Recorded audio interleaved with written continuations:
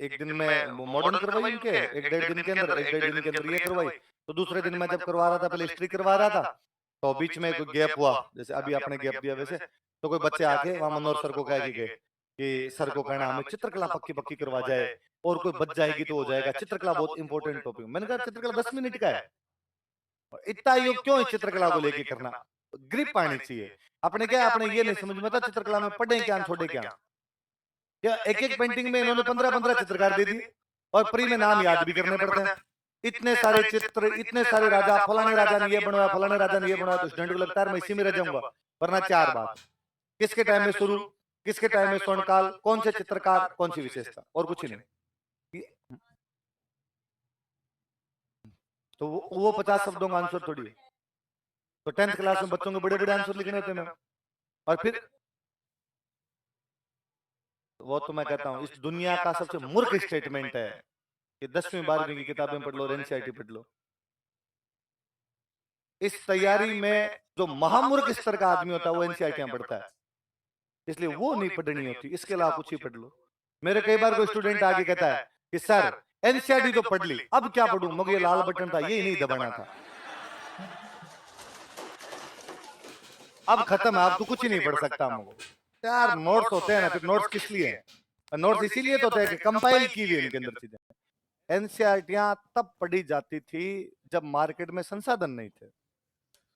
2002-3 तब तक की बात है, 3 के बाद तो संसाधन बढ़ गए। 2003 तक ये कंडीशन थी कि मार्केट में कोई तो किताब नहीं, कोई नोट्स नहीं, कोई कोचिंग नहीं। अब किसी स्टूडेंट को आरएस की तैयारी करनी है तो कहां से शुरू करे? कोई तो चीज होना, कोचिंग है नहीं आपके पास, जा नहीं सकते, किताब है नहीं आपके पास में, तो फिर उसको कहते कि तू यार एनसीईआरटी पढ़, ताकि एक बेस बने। 6ठी से 12वीं तक की किताबें पढ़, फिर तू बीए वाली किताब पढ़, वही है तो जो है वही तो पढ़ना पड़ेगा आपको। अब आजकल इतनी सारी तो कोचिंग है, इतने सारे नोट्स, इतनी सारी दूसरी कोई चीजें मिल जाती, मटेरियल मिल जाता है, इसलिए कम से कम वो तो नहीं पढ़नी। फिर मैं हमेशा कहता हूं कि जो कोई मास्टर पढ़ाता है, मैं पढ़ाऊं कोई और पढ़ाए, क्या आपको लगता है कि वो किताब नहीं पढ़ गया था? जब पूरी दुनिया ही जानती है कि एनसीईआरटी पढ़नी चाहिए, तो पढ़ाने वाला इतना मूर्ख थोड़ी है जो वो नहीं पढ़ के आएगा। तो इन नोट्स में वो है। अब तू इनको पढ़ के उसको क्या पढ़ रहा है यार? ये तब पढ़ी जाती थी जब ये होते ही नहीं थे, तब वो पढ़ जाते। मुझे याद है 2004 में 3rd ग्रेड का एग्जाम था, उसमें क्वेश्चन था गागरोन का किला कौन से जिले में, और लोगों को आता नहीं था। झालावाड़ किसने देखा यार? तो गागरोन अपने क्या पता गागरोन का है, और जिस एक आधे को आता था ना वो किसी को बताता और नहीं था। लोग वैसे थे कि गागरोन कहां पड़ता है, तो कहता नहीं यार नहीं पता, तू बता दे। आता तो है पर अगली बार एग्जाम में जाएगा तू भी करके आ जाएगा फिर तो। ये हालात थे 2004-5 तक। अब है जब इतना सारा मटेरियल अपने सामने पड़ा है, तो अब पेपर का स्टैंडर्ड भी बढ़ा हुआ रहता है। मैं हमेशा हंसता ही हूं कि पुराने आरएस के पेपर आप प्री के उठा लो, आपको हंसी आ जाए। क्या फर्जी फर्जी क्वेश्चन थे। 2008 में क्वेश्चन था इनका आरएस प्री के अंदर, सानिया मिर्जा क्या है?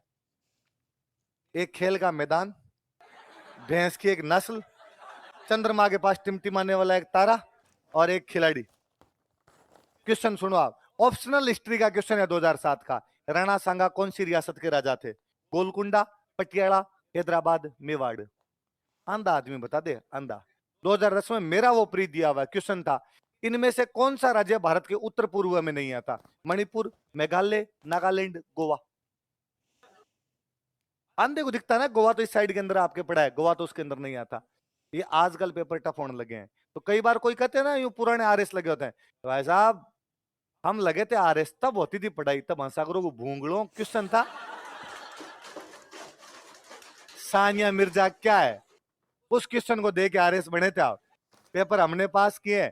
जब अगला पूछता है इनमें से कौन सा विधानसभा का अध्यक्ष, उपाध्यक्ष और आरपीसी का चेयरमैन नहीं रहा था? अब पढ़ाई हमने की, ज्ञान हमारे पास में है, तुम ये फबड़ लग गए बन गए आरएस, तुम्हारी पिल गई हूं किसी टाइम में, तो वो चीज आप।